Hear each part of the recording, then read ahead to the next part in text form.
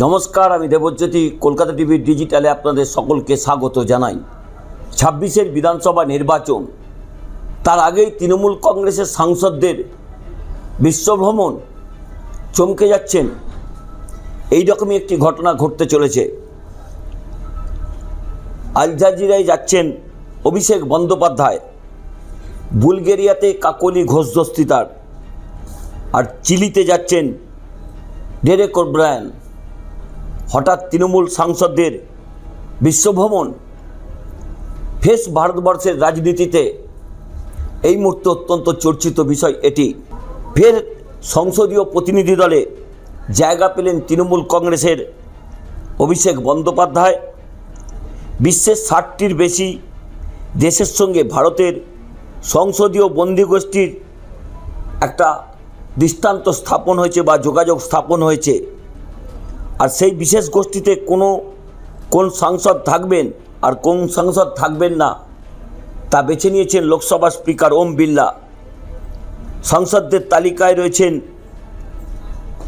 ভারতীয় জনতা পার্টির এ রাজ্যের সভাপতি এবং রাজ্যসভার সাংসদ শ্রমিক ভট্টাচার্য।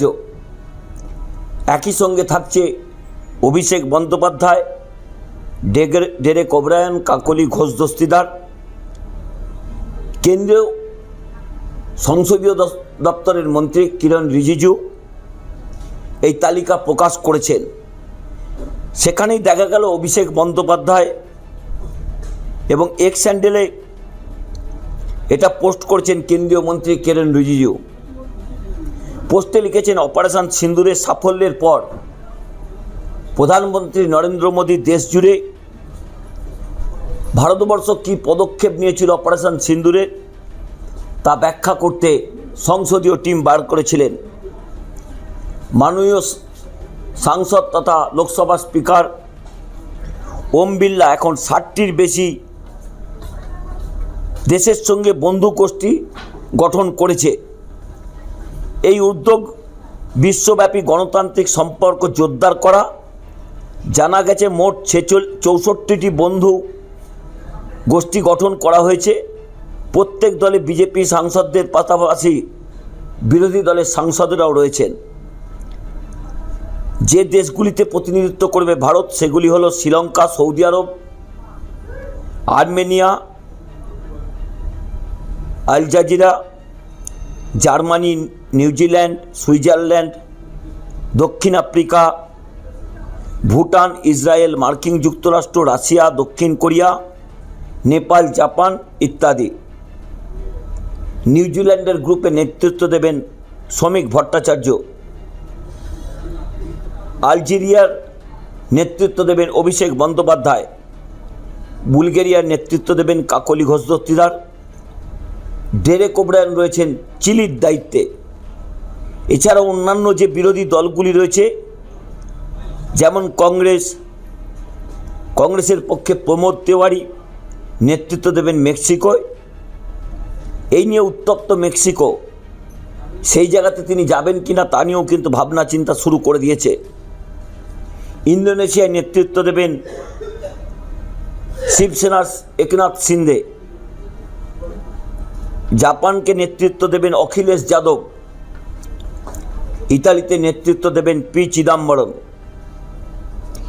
আমেরিকায় নেতৃত্ব দেবেন সমাজবাদী পার্টির নেতা ধর্মেন্দ্র যাদব। প্রসঙ্গত অপারেশন সিন্দুরের সাফল্যের সারা বিশ্বজুড়ে প্রচার করেছিল ভারত থেকে পাঠানো সংসদীয় দলের প্রতিনিধিরা।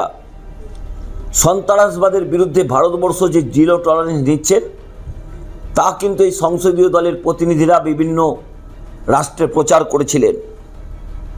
হঠাৎ কেন এইরকম একটি সংসদীয় টিম গঠন করা হলো তা নিয়েও কিন্তু যথেষ্ট চর্চা চলছে।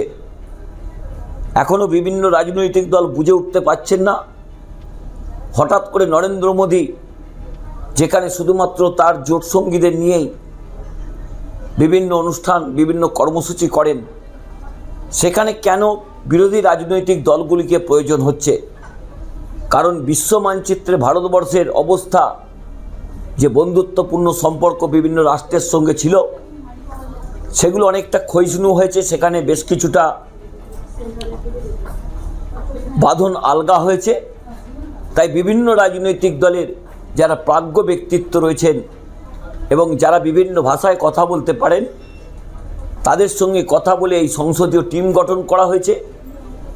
তারা বিশ্বের বিভিন্ন প্রান্তে যে ভারতবর্ষের কূটনৈতিক যে রূপরেখা এবং ভারতবর্ষের অর্থনৈতিক যে পরিকাঠামো, আর্থসামাজিক অবস্থা, তা বিশ্লেষণ করবেন। কেউ কেউ বলতে শুরু করেছেন, সেই পাণ্ডিত্য কি ভারতীয় জনতা পার্টির সাংসদদের নেই? হঠাৎ কেন বিভিন্ন রাজনৈতিক দল, বিশেষ করে অত্যন্ত রাজনৈতিকভাবে শত্রু যে দলগুলি, বিশেষ করে তৃণমূল কংগ্রেসের নেতাদের ডাকতে হচ্ছে? এর পিছনে কি কোনো নতুন উদ্দেশ্য রয়েছে? তবে তা জানার জন্য অপেক্ষা করতে হবে। এই টিম যদি আদৌ যায় এবং তারা ফিরে আসার পরেই আসল পরিস্থিতি বোঝা যাবে। এই রকমই প্রত্যেকটি খবরের গুরুত্বপূর্ণ আপডেট পেতে কলকাতা টিভির ডিজিটালে চোখ রাখুন। কলকাতা টিভি, রাত দিন 7 দিন।